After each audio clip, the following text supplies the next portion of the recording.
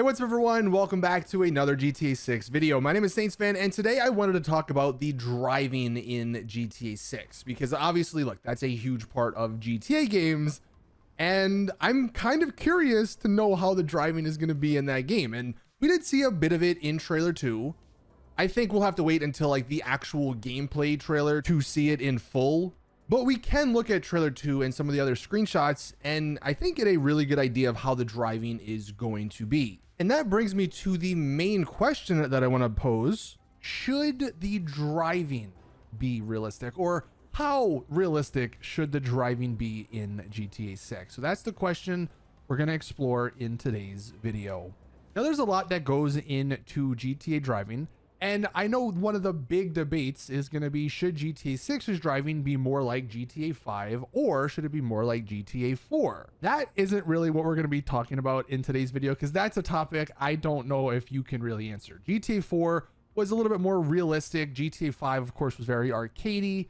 All I'll say on that particular topic is I hope Rockstar do find a balance, because I did find GTA 4's driving to be a little cumbersome, a few times. And then I also found GTA 5's driving to be just a little too arcadey and not as realistic. So hopefully they can find a nice balance for GTA 6. But more specifically, I do actually want to talk about driving in weather, because that's really where the realistic part comes in. Obviously, if you're just driving in, regular, normal, clear weather, not much is going to happen. You're not really interacting with anything while you're driving.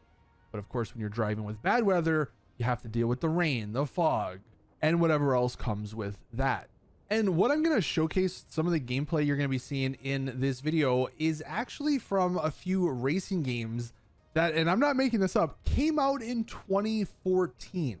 The two games we're going to be looking at are Drive Club, which you can see came out October 7th, 2014, a year later than GTA 5, which is crazy when we see the actual footage.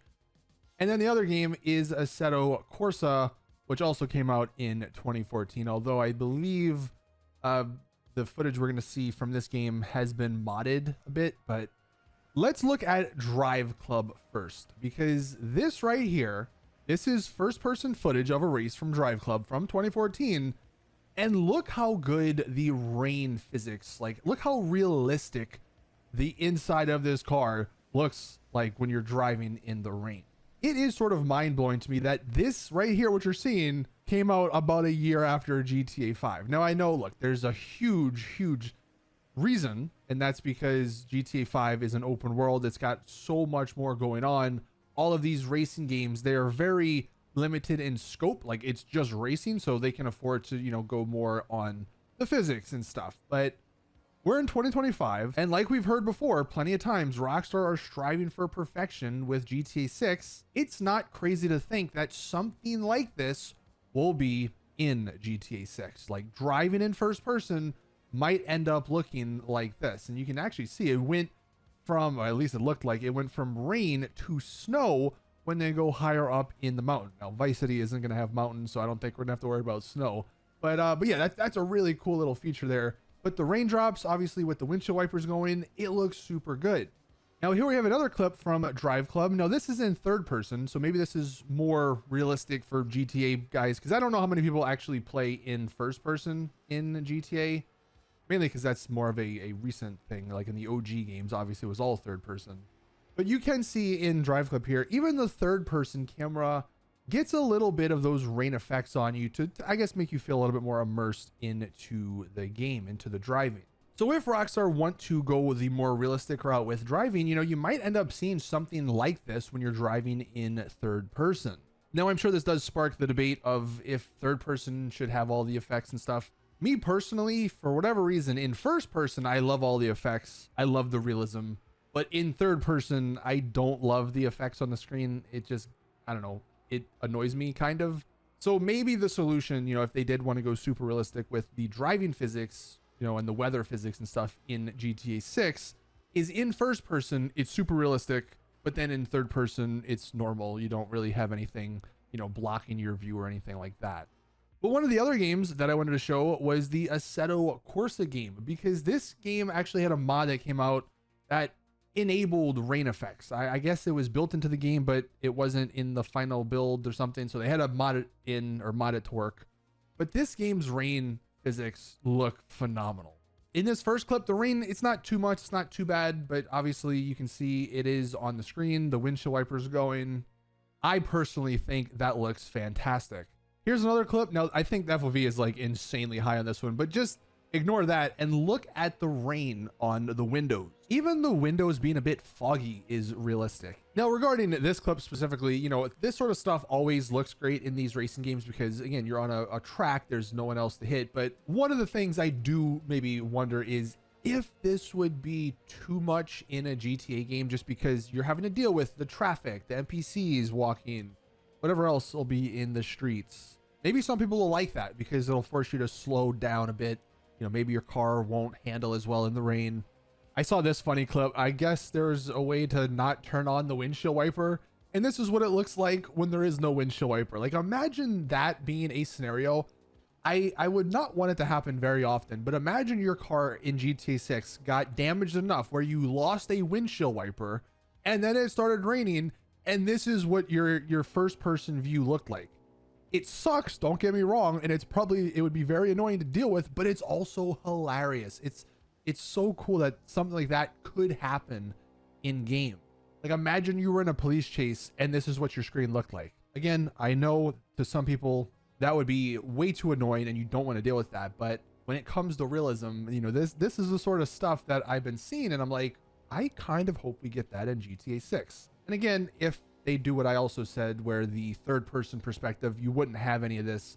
Just go with third person and you'll be fine. I mean, most people play in third person, I think, anyway. And here in this clip, I mean, keep in mind, this is an 11-year-old game. This is how in-depth the physics and all that and the realism goes. When your face or when your camera gets close to the windows, they fog up because that's how it would sort of work in real life. So you might end up seeing something as small as that in GTA 6. I mean, we've seen a lot of other smaller details in trailer 1, for instance. So yeah, it's not crazy to think you're gonna get something like that, especially if that was in a game that came out in 2014.